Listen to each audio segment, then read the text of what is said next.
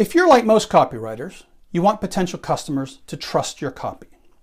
You want them to find your copy compelling, interesting, and most of all, believable because it's true.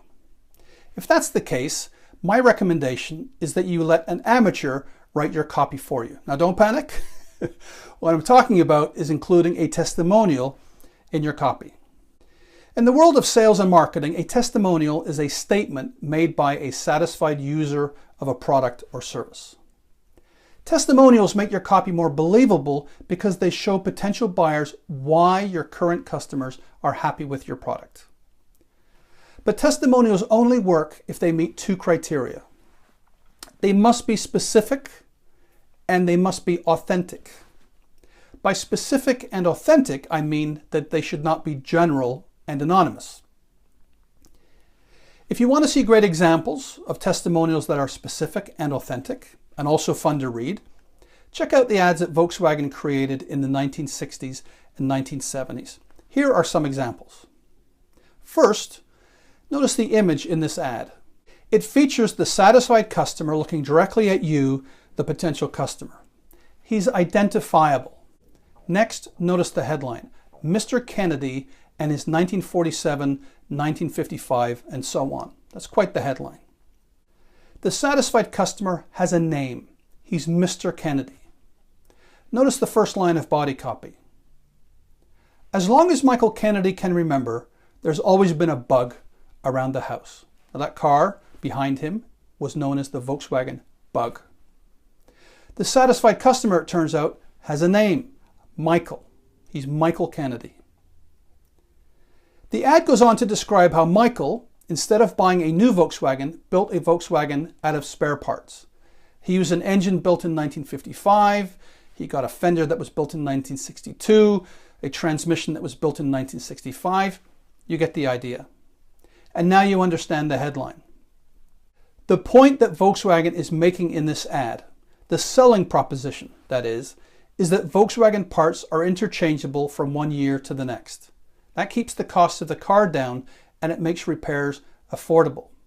But instead of Volkswagen simply telling you that their parts are interchangeable from one year to the next, they show you a real breathing person who assembled a Volkswagen himself from parts that spanned the years 1947 to 1965. That's 18 years. They show you a photo of that satisfied customer leaning against his car. He's outside his house. They tell you his first and last name. They even show you his license plate number.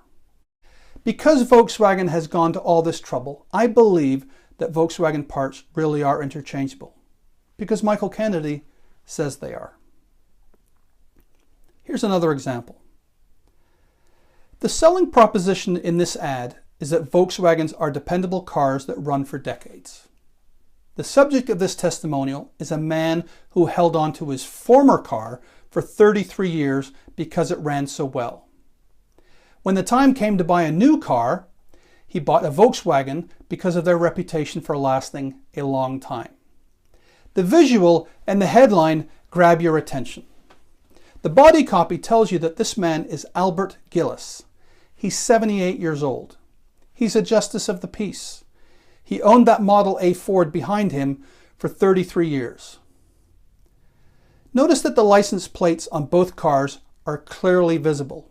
They're from the state of Wisconsin in the United States. Towards the end of the ad, the copywriter quotes Mr. Gillis twice. Direct quotes in your testimonials add authenticity. People don't talk the way that copywriters write. So if you can quote a satisfied customer in a way that brings out their unique personality, and you're quoting them directly, all the better. Here's another example. Like all of the testimonial ads that Volkswagen ran, it features a quirky photo and an oblique, obscure headline that simply compel you to read the body copy to learn more about the story. Volkswagen starts building trust with you, the reader, right away with the opening line. Father Aloysius Bittman bought a bug. That was in 1957 when he joined the staff of St. Anthony's Indian Mission in Mandaree, North Dakota.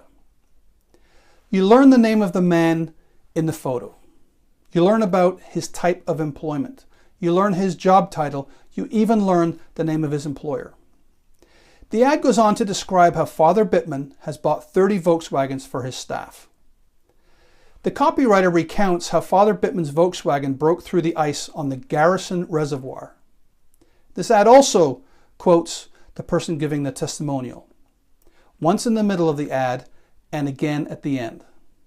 I believe there really is a Father Bittman, and that he and his 65 Volkswagen really did break through the ice of the Garrison Reservoir one winter. I also believe that Volkswagens are dependable driving over dirt and gravel roads and in temperatures that go to 55 degrees below zero, as it says they do in this ad. Why do I believe this? Because Father Bittman says so. Volkswagens ran plenty of other testimonial ads. Here's one about Police Officer H.L. Wilkerson of the Scottsboro, Alabama Police Department. Here's a testimonial about Mr. and Mrs. Hinley of Dora, Missouri. Here's one about Chuck Liu, owner of a Chinese restaurant in White Plains, New York. All of these testimonials have a few things in common. They feature ordinary customers, ordinary people that Volkswagen's potential customers can trust and believe in. Each testimonial features a quirky photograph that grabs your attention. Each testimonial names the person giving the testimonial, tells you what they do for a living, tells you where they work, and gives you other specific details of the person's life so that you believe the testimonial is genuine, because it is. Each testimonial takes the form of a story. If you want to educate your readers, you give them facts. But if you want to inform them and entertain them at the same time, tell your facts in the form of a story. Now, I'm not saying that you have to go out and find a Roman Catholic minister from North Dakota, or a Chinese restaurant owner from New York State, or a police department in Arizona, and get them to tell their story and give you an amazing testimonial. But hey, if you can find satisfied customers like that, it can't hurt.